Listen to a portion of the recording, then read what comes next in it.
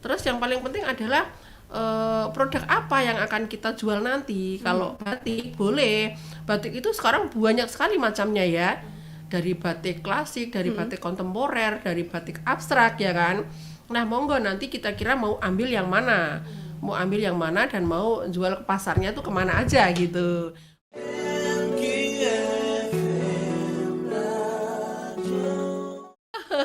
Jadi begini, membicarakan batik serasa tidak akan pernah ada habisnya, khususnya di kota Yogyakarta, yang mana sekarang ini kota Yogyakarta adalah dinobatkan menjadi kota batik dunia. Wow. Ya kan, udah tahu kan. Jadi Yogyakarta yang dipilih, maka itu pastinya bangga dong, ya kan, bangga. Betul. Kita semua akan bangga bahwa Yogyakarta dinobatkan menjadi kota batik dunia. Artinya semakin saya yang berkecimpung di dunia batik semakin bangga, semangatnya luar biasa gitu ya. Wow, sekarang batik itu menjadi tren tersendiri gitu loh. Jadi tidak hanya dipakai hanya di acara tertentu. Zaman dulu kan orang mikirnya paling untuk jagang gitu. Betul. Ya, untuk undangan gitu, resepsi ataukah acara-acara yang resmi. Tapi aku pikir sekarang enggak deh. Jadi budaya batik itu sudah merambah kemana-mana gitu, bahkan mungkin bisa menjadi OOTD gitu. Yeah. Ya kan, outfit on the day-nya itu sekarang harus batik, karena batik itu bisa dipadu-padankan dengan jeans juga, untuk santai juga bisa. Yeah. Tergantung nanti cara desainnya itu seperti apa gitu loh. Yang didesain nggak terlalu resmi kan bisa juga gitu, untuk yang mungkin desain casual kan seperti itu. Jadi dan juga batik itu udah masuk di kantor-kantor, instansi-instansi itu mewajibkan 1 minggu 2 kali loh pakai batik. Ya kan? Iya. Ya, di perbankan, di kantor-kantor dinas, betul. Seperti itu. Maka sekarang batik itu menjadi komoditi utama di sini ya. Maka saya pun menghimbau juga bahwa ketika memilih batik jangan asal. Karena batik itu ada beberapa macam ya, ada batik tulis, ada batik cap, kan seperti itu. Yang tidak boleh dipakai, kita sebenarnya udah dihimbau nih dari pemerintah bahwa jangan memakai print. Karena sesungguhnya print itu bukan batik, tetapi print itu adalah tekstil. Print itu adalah tekstil, yang mana tekstil itu bisa diperoleh di toko-toko kain, kan seperti itu. Nah, untuk selanjutnya tadi tema aku pagi ini mengambil OOTD ya, OOTD muslimah saat Ramadan, ya gitu. Jadi supaya kita yang muslimah khususnya di saat Ramadan ini bisa lebih tampil lebih ceria ya kan, lebih semangat, lebih leluasa, lebih sportif. Itu ada tren sendiri gitu. Misalnya satu contoh, tetap pakai celana panjang, pakai outer panjang yang itu memang muslimah banget. Nanti kan pakai hijabnya disesuaikan juga ya, model hijabnya itu sekarang tuh banyak banget gitu. Betul. Nah, jadi di situ itu akan terlihat lebih lebih semangat gitu, tidak terlalu ribet gitu. Maka mempengaruhi bahwa berbusana itu kita harus tahu, harus bisa juga memilih, memadupadankan saat untuk bekerja, saat untuk di rumah, atau saat menghadiri acara tertentu. Tapi yang pasti sekarang batik itu lebih populer gitu, lebih familiar seperti itu. Baik, semakin kesini semakin mendunia lah ya Bunda. Iya benar banget, iya benar banget. Luar biasa. Bunda, kalau boleh disebutkan occasion apa aja sih yang kira-kira ini bisa dipakai batik atau batikable gitu? Kalau saya sendiri setiap harinya saya tuh memang lebih banyak memakai batik, 90% lah pokoknya. Saya setiap hari harus memakai batik kecuali di rumah gitu loh. Saya pikir aku rugi banget ketika keluar dari rumah aku nggak pakai batik gitu.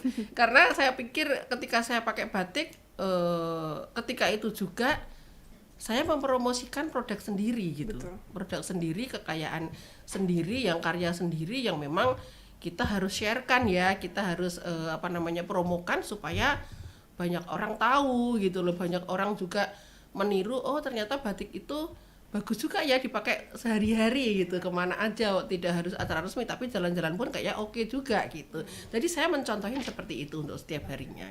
Baik, tuh setiap hari sahabat MK berani nggak kira-kira kayak Bunda Yunet nih? Harus berani dong. Baik, tapi koleksinya harus banyak Bun berarti. Nggak juga.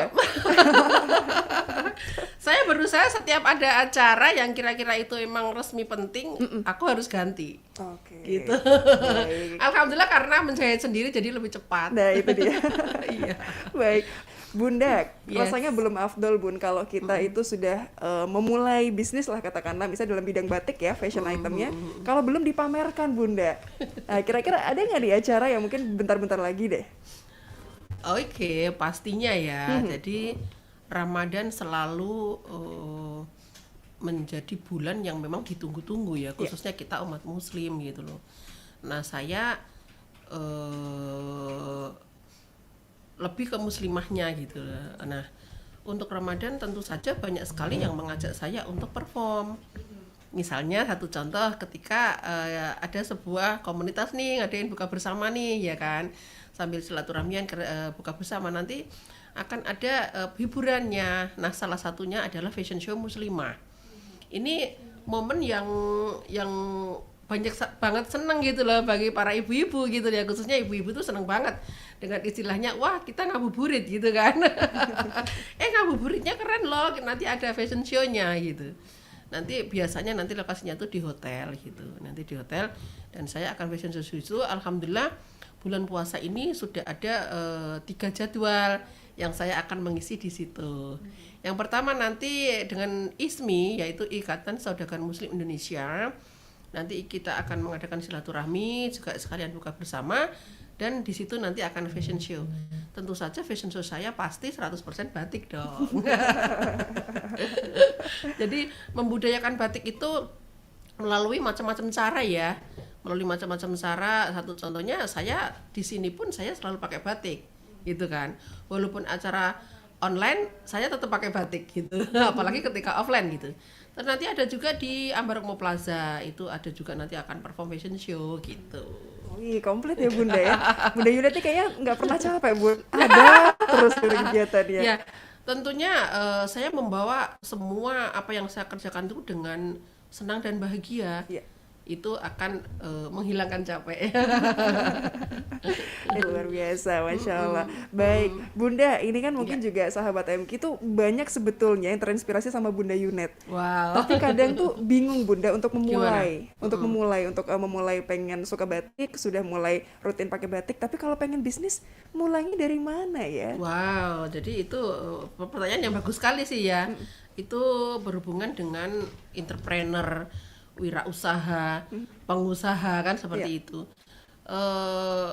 Kalau untuk ini pas banget sih ketika saya ngisi di MIFM bahwa dari dulu kala itu umat Islam, umat Muslim itu memang kebanyakan berdagang gitu ya. Berdagang itu memang udah membudaya sejak dari dulu kala gitu.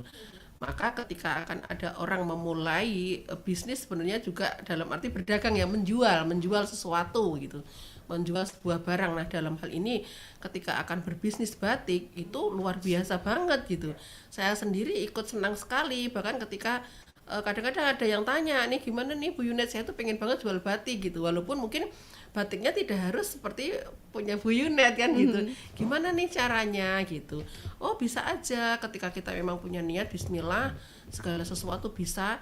Yang awalnya dari hal kecil lama-lama menjadi hal yang besar gitu. Jadi bisnis dimulai dari kecil dulu gitu. Seperti saya juga dulu seperti itu. Gimana sampai bisa dikenal ya kan, brand kita bisa dikenal orang. Terus yang paling penting adalah produk apa yang akan kita jual nanti. Kalau batik boleh, batik itu sekarang banyak sekali macamnya ya, dari batik klasik, dari batik kontemporer, dari batik abstrak ya kan.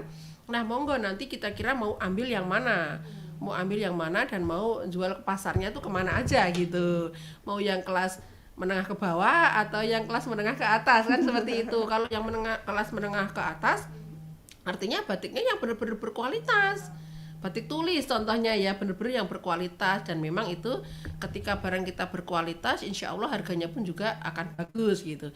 Kalau memang mau mengambil yang kelas menengah ke atas, oh berarti mungkin batiknya yang cap dan tulis, mungkin hanya cap kan seperti itu nanti harganya yang bisa terjangkau untuk semuanya.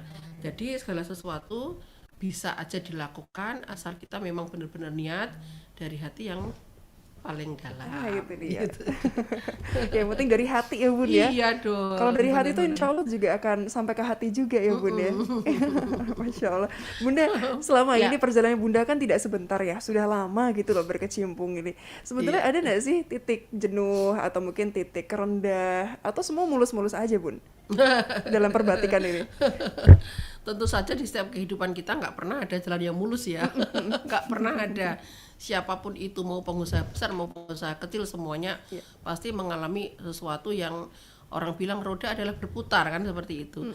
Kalau saya ini bicara batik, tentu saja waduh banyak sekali yang harus saya ceritakan gitu loh. Kalau hal untuk saya bahagia senang, tentu saja sampai saat ini saya menggeluti batik itu kan udah hampir 20 tahun ya. Dari tahun 2004. Berapa ya? Berapa tahun berarti itu Bun? Ayo dihitung hampir sahabat ya, Eki. hampir 20 tahun gitu 20 ya. tahun ya. Dari yang pertama yang menciptakan batik seperti ini hanya dari saya, tapi lama-lama ya 10 tahun kemudian itu udah banyak sekali orang yang meniru gitu, menjiplak, istilah sekarang mungkin plagiat gitu ya. Masya Allah. Jadi hal seperti itu termasuk rintangannya gitu ya. Iya. Maksudnya ujiannya oh seperti ini gitu. Yang tidak bagusnya seperti ini. Maka gimana sih caranya kita mengatasi hal-hal seperti ini gitu. Salah satu contohnya kita harus tetap bertahan dengan selalu update gitu ya. Selalu menciptakan karya-karya baru, selalu melihatkan ya, salah satu contohnya form gimana yang mungkin kira-kira itu orang langsung tahu, langsung melihat gitu. Oh, ternyata ini ada lagi yang bagus yang mungkin orang yang meniru-niru tadi akan tertinggal gitu. Jadi makanya kita harus berusaha semaksimal mungkin gimana caranya supaya tidak tertinggal dengan orang yang meniru tadi gitu. Baik. Jadi kalaupun diplagiat tetap jalan terus ya Bun kreativitasnya ya. Harus iya. Oke, Masya Allah ya, tetap positive vibes. Iya, makanya sekarang itu orang dituntut harus lebih cerdas gitu loh, terutama menghadapi yang plagiat ini tadi. Oke, sudah sering ya Bunda diplagiat juga sama orang-orang ya? Adalah ya beberapa mungkin ya. Pasti ada ya. Baik. Tapi kembali lagi bahwa rezeki Nah, betul. sudah ada yang mengatur ya. Baik, jangan khawatir, rezeki Jangan tidak khawatir. tertukar. Iya benar. Baik. Bunda, barangkali sebelumnya ada yang mau disampaikan dulu deh terkait ini kan namanya eksklusif batik, unit eksklusif batik. Ada Iya. lagi nggak poin penting yang mau disampaikan dulu? Iya, poin pentingnya adalah bahwa mari kita semakin membudayakan memakai batik ya kan. Terus mencintainya juga, melestarikannya juga. Jangan lupa ini kekayaan yang adiluhung dan kita memang harus mengangkat dengan sangat baik, terutama dalam hal untuk berbusana. Karena dulu Simba mengatakan ajining rogo gumantek busana nih gitu. Artinya raga kamu itu dihargai ketika kamu berbusana dengan baik. Ya seperti itu. Iya, Masya Allah. Kalau bahasa Inggrisnya you are what you wear gitu ya Bun ya. Bener banget. Ada Jadi versi. jangan lupa itu ya. Baik, itu ya sahabat MK ya. Bunda, kita sudah kenalan sama unit eksklusif batik. Nanti kita pengen kenalan juga Bun sama IPMI Iya gitu ya. itu Insya Allah. lebih menarik lagi. Nah.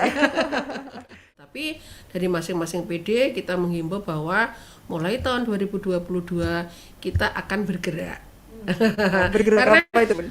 bergerak dengan cepat. Bergerak mewujudkan apa-apa saja sih sebenarnya yang harus kita lakukan di dalam IPMI ini, khususnya di entrepreneur muslimah gitu loh.